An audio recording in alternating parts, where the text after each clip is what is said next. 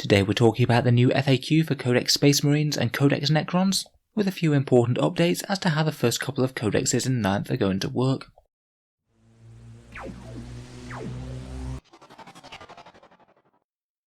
Hello and welcome back to Auspex Tactics, the strategy-focused 40k channel, where we've been covering Codex Space Marines and Necrons quite a bit over the last few weeks. I have been wondering exactly what sort of changes we might see once we had a Codex FAQ drop, and I guess now we know, as both of them are now online on the Warhammer community FAQ page. In general, compared with some FAQs in the past, these are actually surprisingly light. Only a couple of bits in terms of real rules changes, most of the rest is just clarifying a few obscure interactions. In general, I'm quite pleased to see a small FAQ and Errata, as it means that by and large they have achieved the desired effect first time round. So let's start with the Codex Space Marine FAQ then. Probably the biggest and most obvious one that people were expecting to get errated were the points cost for the chapter command section. Basically they had two different tables within the book, one of which was in the points cost section and the other was actually in the section for the chapter command, and both of them were slightly different. From the FAQ they've clarified that the one in the actual chapter command section was the correct one, which is good news for seeing the chapter commanders on the table, as that's the one that has the lower points costs. A chapter ancient would cost you 20 points, a champion 15, and a chapter master 40, and so on. In particular, it's very good news for the chief apothecary, who probably would have been worth it even at the higher cost. Next, they fixed the wording on the heavy intercessors taking their various forms of heavy bolter. In the original, they took some mistaken keywords from the standard intercessor datasheet. I think it was fairly obvious to me what they meant, but the wording on that is fixed now. Say for example, one standard heavy bolt rifle can be replaced with a heavy bolter, and one Hellstorm bolt rifle can be replaced by a Hellstorm heavy bolter. There's a very small errata to the Primaris Apothecary, just changing one of his keywords from Primaris Apothecary just to Apothecary, as that's the keyword that you need to use the stratagem to revive people. It was kind of obvious how it played before, but it's good to have that clarification. Finally, Blood Angels players who have modelled assault squads in certain ways will be quite happy with this. They've added in the option for Blood Angels assault squads to take plasma guns and melter guns instead of flamers, so you could have 2 plasma guns or 2 melter guns in the squad. They'll each cost you an additional 10 points as is standard, and it's quite nice that that option has come back. I wasn't honestly expecting it to. At least it gives the assault squad a little bit more viability for them. You could have a bit of a hybrid shooty and melee unit, though I do suspect that Vanguard veterans are going to be by far the more competitive choice for Blood Angels. Never mind Sanguinary Guard. That's it for the updates. Other than fixing basic errors and non-functional rules, there's no sort of rebalancing of any sort in this FAQ. I mentioned it in a previous video, but I was expecting that they might FAQ Apothecaries resurrecting Invader ATVs, which seemed like a non-intended interaction to me. That is still in the book and still possible, unless they do some sort of further balance update down the line.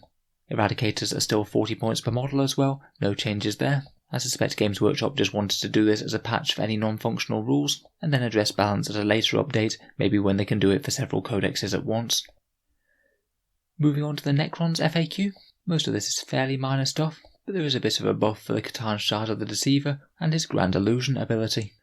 First up we have a minor clarification to one of their secondary objectives, Ancient Machineries. That one needs you to have 3 objective markers. It just details what you do with them if there's only 2 on the board, and it just makes it a really bad choice if there are only 2. There's a clarification to Territorial Imperative from Crusade, which is just a bit of word cleaning up to be honest. And the same for Metallophagic Atomic Decouplers, which states when you use the Disintegration Capacitor stratagem for 0 CP, you can only use that if you haven't used it elsewhere in your army this phase. The buff to the Deceiver's Grand Illusion is a fairly small one, but I would say it's meaningful. The ability allows you to redeploy 3 Necron units at the start of the first battle round, including putting them in Strategic Reserve. This update now states that you can put them in Strategic Reserve for free, you don't have to pay the command points for it, so it is a slight buff. It means that you could actually save quite a lot of command points if you wanted to put something really big into Strategic Reserve. Certainly nice to have an extra option. I'm not sure it will necessarily be enough to have the Deceiver see play over the other Catan though. Next there's a minor clarification on wording for the Silent King's Voice of the Triarch ability. This one's the one that allows you to replace any given command protocol with one that you didn't assign to any battle round. I believe that this is just a minor clarification on wording to make it work with his Warlord trait properly, as you might have 2 of those command protocols to choose from, as you can double up on one of them. No real changes to be honest, it works pretty much the same. Finally, and perhaps slightly redundantly, they've said that you can't use Catan powers that are specified for a different Catan on a Catan that isn't specified for them. So quite obviously you can't use the Void Dragons one on the Deceiver for example. I thought that seemed quite obvious anyway, but I guess some people must have asked for it to be spelled out in writing. Finally, there's just a little bit of good news for Black Templars players. Games Workshop have deigned to give them back their super doctrine, Knights of Sigismund, in a small errata update to their Index Astartes Black Templars. This one's the one that gives them auto wounds on 6s in melee, provided they're not fighting a vehicle, and provided they either made a charge move or performed a heroic intervention. I'll be honest, out of the unique assault doctrines, it isn't my favourite. It's just a bit more niche in when it applies. It's annoying not having it apply against vehicles, and it doesn't work if your unit was charged rather than did the charging.